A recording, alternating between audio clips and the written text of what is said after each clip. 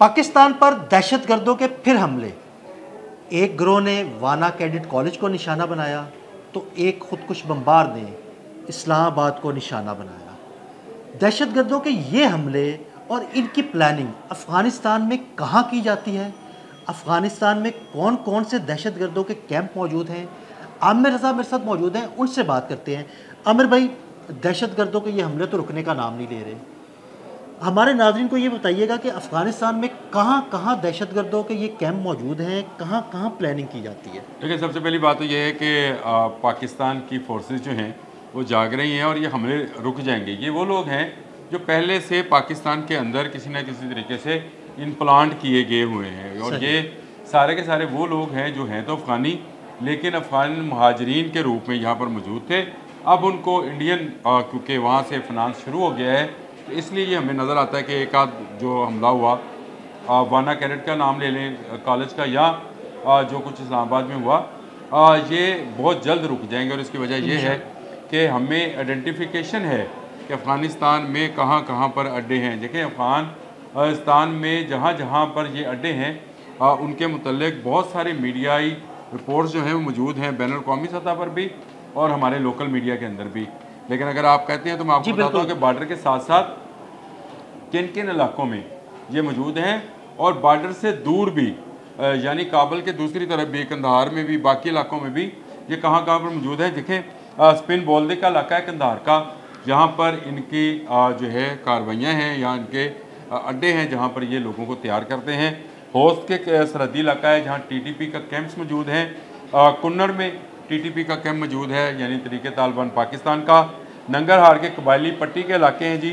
पक्तिका के सरहदी इलाका है, और ये वो इलाका है जो कि पहाड़ी इलाका है। इसके साथ साथ नूरिस्तान कुन्नर बेल्ट जो है ये भी, और नूरिस्तान के जंगलात भी, यानी जहाँ पर जंगलात का एरिया है वहाँ पर भी इन्होंने अपने तरबीती कैंप्स बना रखे हैं। इसके अलावा शबरगान सूबा जोश जान में भी इनका कैंप है। बदख्शां के पहाड़ी इलाके जो हैं इनकी इमाजगाह है। फारजाब के दूर दराज मकामात हैं। लगमान के देही इलाके शामिल हैं इसमें। हलमंद के देही इलाके शामिल हैं जहाँ पर ये देहात के अंदर आम लोगों में मिक्स होकर रहते हैं, लेकिन अपनी कार्रवाइयाँ जो हैं वहाँ से ऑपरेट कर रहे होते हैं।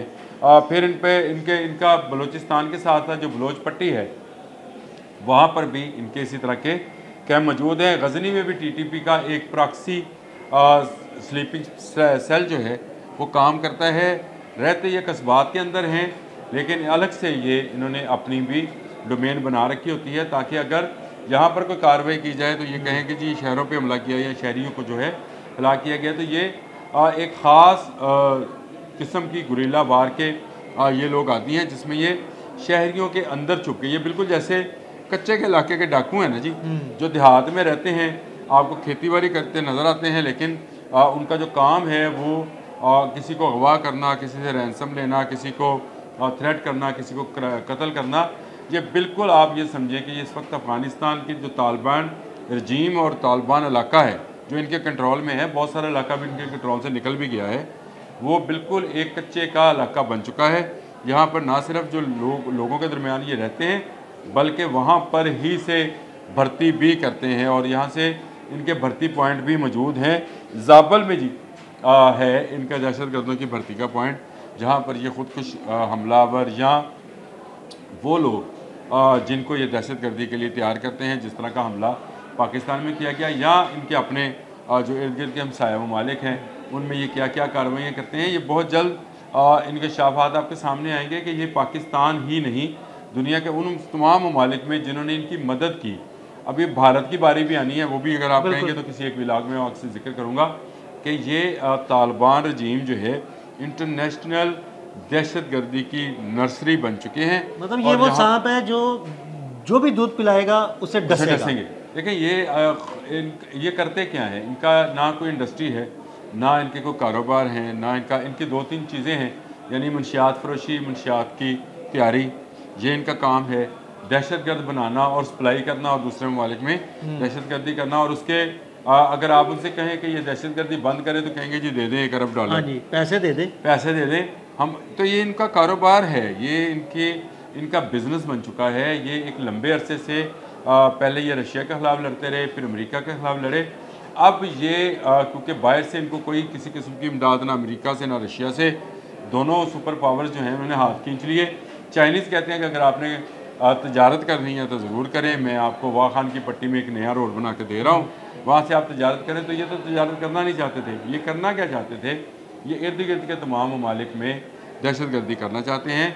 और पाकिस्तान में बिलखसूस, क्योंकि पाकिस्तान में सबसे ज़्यादा अफ़गान महाजरीन मौजूद थे, इतने ज़्यादा अफ़गान महाजरीन को अब सॉर्ट आउट करना, उनको छाननी में से छानना, उनको निकालना, क्योंकि ये सिस्टम के अंदर घुस चुके हैं 40 साल पाकिस्तान में सिस्टम के अंदर घुसने की वजह से इनके लिए दहशतगर्दी करना आसान हो गया था। देखिए पाकिस्तान से न सिर्फ दहशतगर्दी, देखें अब हमारी गवर्नमेंट ने बड़ा अच्छा इकदाम किया है कि उसने ऐसे सॉफ्टवेयर्स निकाले हैं कि जिनके ज़रिए ये पता चलेगा कि नादरा या पासपोर्ट ऑफिस में अंदर कहाँ से ये अंदर इन हुए और कैसे ये बाहर गए। बाहर के ममालिक से पकड़ा जाएगा। आपने और मैंने एक वीलॉग किया था जिसमें मैंने बताया था सिर्फ 12,000 तो सऊदी अरब से पकड़े। बिल्कुल बिल्कुल। तो अब बाकी मुल्कों में भी बारी आ गई है।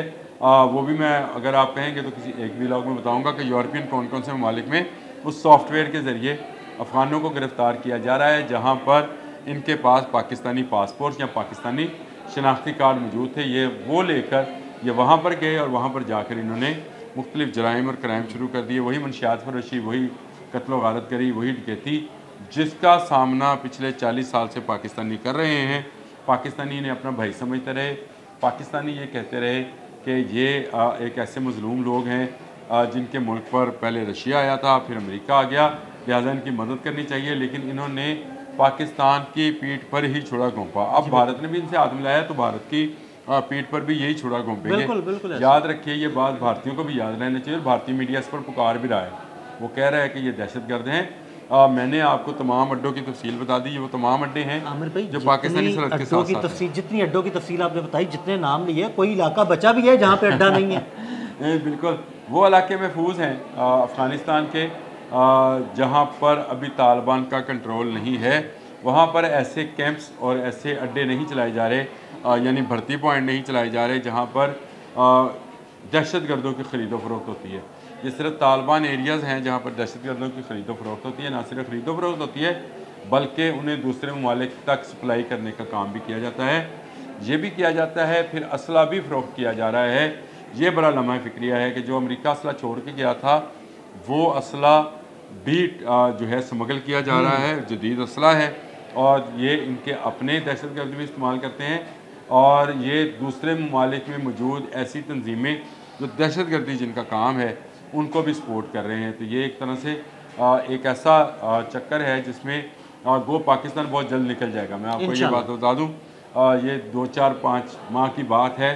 पाकिस्तान में ऐसे इकदाम होने जा रहे हैं कि अफ़गानी जो हैं यहाँ से इनका सफाया कर दिया जाएगा और फिर इनके वो सहूलतकार जो हैं तो पाकिस्तानी लेकिन अफ़गान सहूलतकार हैं, फिर उनका नंबर आने वाला है। जब उनका नंबर आएगा तो पाकिस्तान में एक मरतबा फिर वही अमन सुख चैन हो जाएगा जो इन अफ़गानों के आने से पहले था। बहुत शुक्रिया आमिर भाई जी। बिल्कुल, आमिर रज़ा ने बड़ी तफसील के साथ आपको दहशतगर्दी के उन अड्डों के बारे में बताया जो अफ़गानिस्तान में काम कर रहे हैं।